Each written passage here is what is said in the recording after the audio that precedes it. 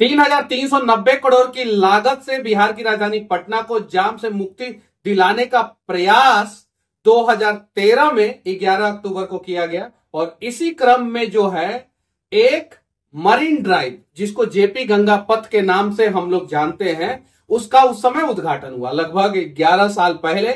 और 20.5 किलोमीटर लंबा ये रोड बनना था। कुछ जगहों पे एलिवेटेड होता और कुछ जगहों पे जमीन पे होता। दीघा से दीदारगंज तक ये रोड बनना था, लेकिन आज तक ये रोड कंप्लीट नहीं हुआ। और इसी वजह से नीतीश कुमार जी ने सभी मीडिया वालों के सामने भरे मंच से इंजीनियर का पैर पकड़ने का प्रयास किया। हालांकि इंजीनियर साहब ने बोला कि नहीं नहीं नहीं, 11 साल हुआ है, 11-12 साल में और हम लोग जो है लेंगे और इसे कंप्लीट करने का प्रयास करेंगे। लेकिन इस 20 किलोमीटर, जो 20.5 किलोमीटर लंबा रोड बनने वाला था, उसमें से सिर्फ 15.5 किलोमीटर का ही रोड बन पाया है। और उस रोड का भी 3 बार उद्घाटन हुआ है। अभी गायघाट से कंगन घाट का उद्घाटन हुआ है, जो 3.5 किलोमीटर लंबा है। और वहां से अभी दीदारगंज का उद्घाटन नहीं हुआ है, क्योंकि काम चल रहा है। और जैसा कि इंजीनियर साहब ने मुख्यमंत्री जी को बताया कि अक्टूबर तक हम काम कंप्लीट कर लेंगे। हालांकि दीघा से इसको और विस्तार किया जाएगा, दानापुर होते हुए कोइलवर तक पश्चिम के साइड में, और पूरब के साइड में दीदारगंज से विस्तार करते हुए बख्तियारपुर, और उसके और आगे राजेंद्र सेतु जो मोकामा घाट है वहां तक का योजना चल रहा है। नीतीश कुमार जी ने अपने भाषण में भी कहा कि 1962 में मोकामा घाट का पुल बना था, और उसके बाद से कोइलवर का भी पुल जो है बहुत पुराना है। तो वो दोनों पुल को जो है नदी के किनारे हम लोग कनेक्ट करेंगे। इस प्रोजेक्ट में सबसे बड़ी खामी क्या है कि ये एक तो नदी के किनारे है, प्रॉपर प्लानिंग पहले से नहीं हुआ, और उसके बाद से कुछ रोड जो है एलिवेटेड है, कुछ रोड जो है वो जमीन पे है। उसके साथ ये रोड जो है पहले से ही 8 लेन बनना चाहिए, मतलब कि 4 लेन एक साइड और 4 लेन एक साइड, और उसके साथ जो है सर्विस लेन भी बनना चाहिए। लेकिन चूंकि 2013 का प्रोजेक्ट है और प्रॉपर फ्यूचर प्लानिंग तो बिहार में इंजीनियर साहब और नेताजी लोग करते नहीं है, 4 लेन रोड पास हुआ। और जब 4 लेन रोड बना तो बनते ही जो है इस पे जाम लगने लगा। आप देखे होंगे अटल पथ जहां पे डाउन होता है, वहां पे बगल में जो है लगता है कि हम लोग जो है मेला करने आए हैं, और सारी गाड़ियां सड़कों पे रहती है, क्योंकि सर्विस रोड नहीं है, पार्किंग का प्रॉपर व्यवस्था नहीं है।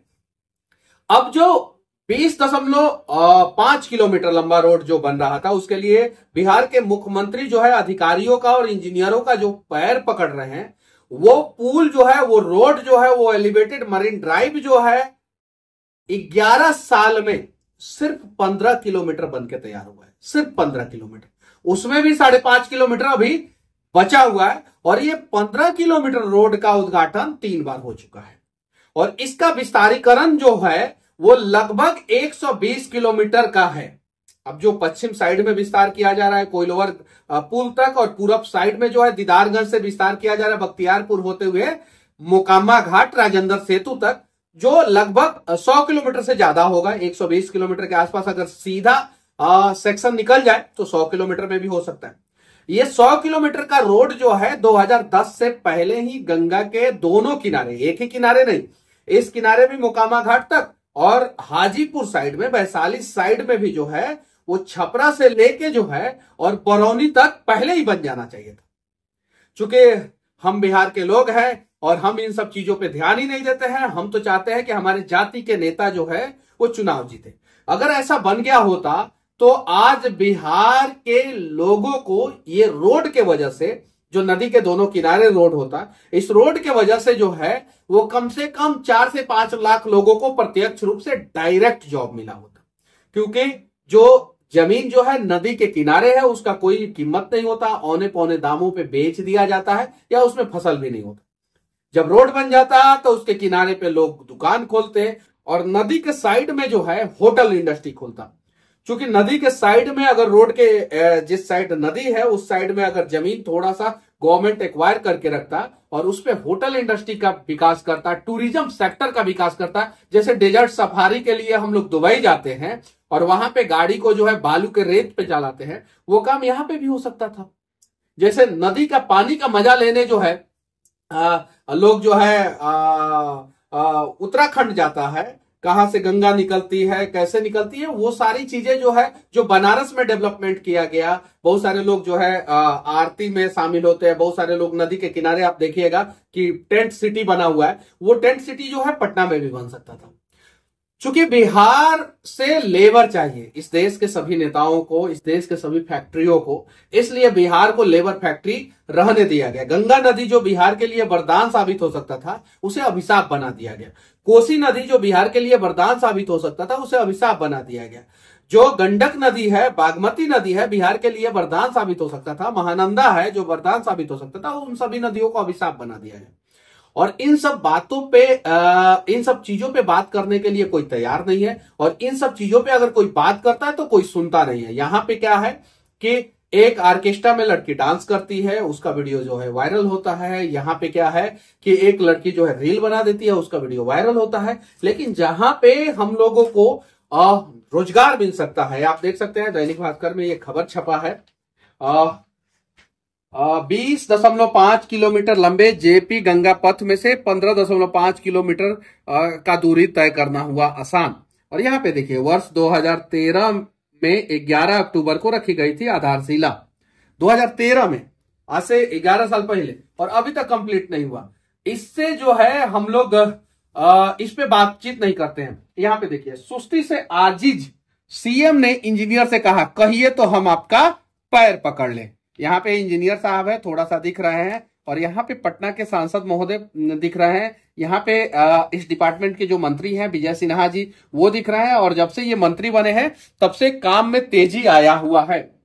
जब से लगातार जो है फाइलों को आगे बढ़ाया जा रहा है, और इन्हीं का देन है कि इस रास्ते को आगे जो है मोकामा घाट तक विस्तार किया गया है। विजय सिन्हा जी का ये ड्रीम प्रोजेक्ट है कि पटना से मोकामा तक लोग जो है नदी के किनारे किनारे आ जाए और ट्रैफिक फ्री आ जाए। अगर ये 2013 में पथ परिवहन मंत्री होते तो शायद जो है उसी समय जो है ये रोड जो है वो 8 लेन बनता। अब तो चूंकि 4 लेन बन रहा है, भविष्य में जो है इसका विस्तारीकरण कितना होगा वो तो बात की बात है। देखिए, ये फ्रंट पेज पे भी एक खबर छपा हुआ है, देख सकते हैं यहाँ पे, जेपी गंगा पथ का मोकामा और दानापुर के शेरपुर तक होगा विस्तार। मुख्यमंत्री जी तो पहली बात यह है कि इसी रोडवा का 15 किलोमीटर का काम में 3 बार उद्घाटन किए हैं, यानी हर 5 किलोमीटर पे 1 बार उद्घाटन।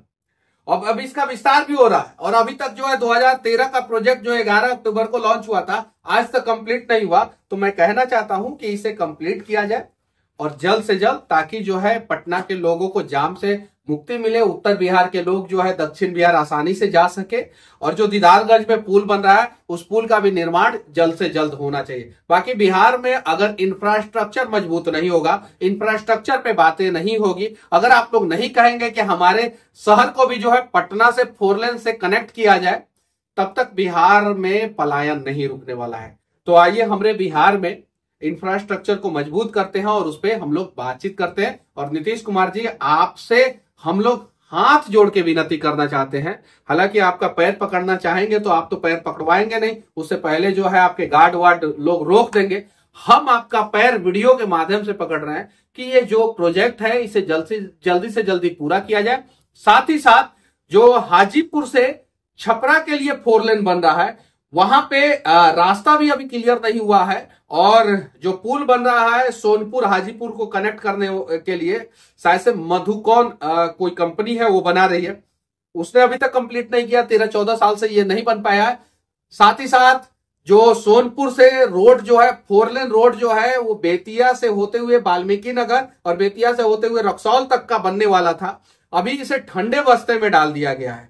तो इस पे जो है जल्द से जल्द जो है काम शुरू किया जाए, और बेतिया शहर और रक्सौल शहर और वाल्मीकि नगर को जो है जल्द से जल्द पटना से कनेक्ट किया जाए। अगर इतना ही धीरे सुस्त काम होगा तो मैं दावे के साथ कहता हूं कि अगले 10 साल तक जो है वो पटना से अरेराज होते हुए, केसरिया अरेराज होते हुए बेतिया के लिए जो 4 लेन बनने वाला था वो नहीं बन पाएगा। तो इसे जल्दी से जल्दी 24 महीना से कम समय में पूरा किया जाए, और लैंड एक्विजिशन का जो मामला सामने आ रहा है उसको भी जो है जल्द से जल्द कंप्लीट किया जाए।